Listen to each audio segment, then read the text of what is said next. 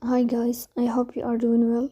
Today we will talk about how to fix or how to solve the problem of stuck on loading on LinkedIn. We go to settings. Here we go to apps, default apps, app settings. On above you search about LinkedIn.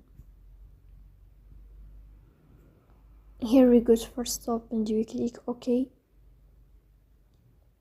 Then we'll enter to storage.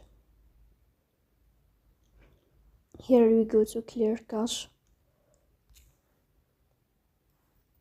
In the end, you will turn off your phone and you will restart your phone again to fix that problem. So please don't forget to press the bell icon and subscribe.